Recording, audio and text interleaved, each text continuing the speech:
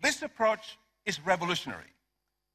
Under TAAT, our goal is to take these and other technologies off the shelves and reach millions of farmers with them across agroecological zones. We will change the policy and regulatory environment that requires repeated testing of technologies country by country. So if you want to release a technology, you test it in a location, 4 years, then you go to another country and test it the same 4 years. So the same technology that can go across a given agroecological zone ends up being tested in little bits and pieces, country by country. So a technology that can go for 10 countries now takes, in 4 years, now takes 40 years for doing that. So you can imagine what we are going to change. The technologies for African agriculture that we'll be pushing will now be adopted across ecological zones. That means a seed company will not only test a variety in one country, once they test it and it's approved, we can release them all across similar agroecological zones, simultaneously across country borders. This will drive economies of scale for businesses and transversal regional spillover effects. Our goal is to have agriculture without borders. And why not? Take the case of the invasive fall armyworms in many parts of Africa. Pests, after all, do not wake up and go to the embassy and take visas before they can wreak havoc across borders. In the same way, technologies to tackle them and to transform agriculture should be without borders. Just as special economic zones help to transform China and launch it as a global player in light manufacturing, so must Africa use special economic zones to transform its economies. The difference in the case of Africa is that the focus should be on rural areas, using agriculture as a driver of new growth, jobs, and wealth creation. What's needed, ladies and gentlemen, and what we have been pushing is called staple crop processing zones. I was very glad that you mentioned, the Secretary mentioned, and you mentioned, Deputy Secretary, and also the Chief Economist, about the importance of rural infrastructure. And that is exactly what we're trying to do in Africa today in a different way.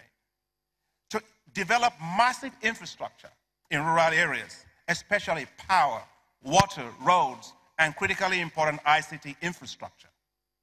Fiscal incentives will then be provided to food and agribusiness companies to locate within those zones. They will provide markets for farmers' produce, process and add value to all agricultural products, reduce the often very high levels of post-harvest losses, and create quality jobs. The industrial capacity linked to agriculture within the zones will help unleash Africa's competitive advantage in value-added agro-allied industries.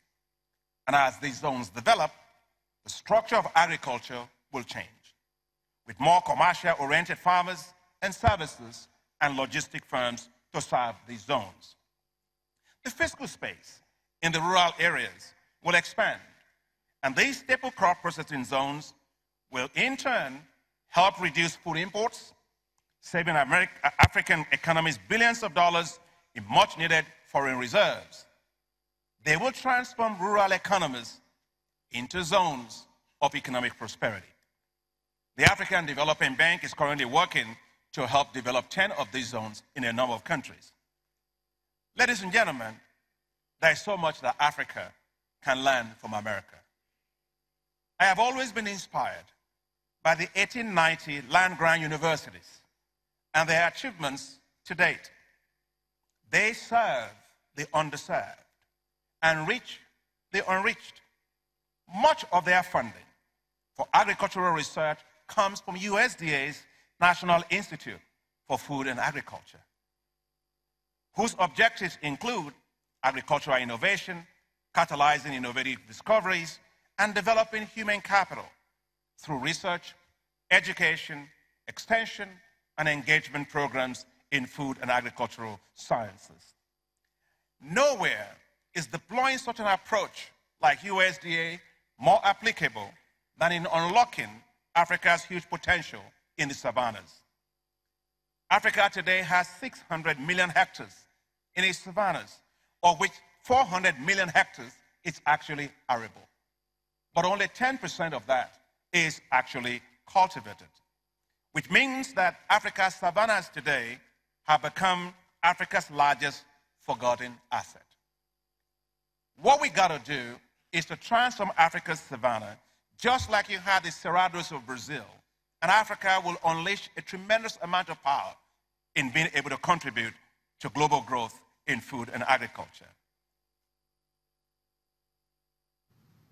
Dr. Akinwumi Adesina, Nigerian-born, president of the African Development Bank and the 2017 World Food Prize laureate for agriculture, and of course speaking there yesterday at the beginning of the two-day U.S. Agricultural Outlook Forum in Arlington, Virginia, and that conference continues today. Thousands of delegates from the United States and around the world are attending that. So let's come back to what is one of the top stories here. The Nigerian Deposit Insurance Corporation has issued the latest, what you call the special notice. That was how it was couched to banks, bank depositors, and general public on digital currencies.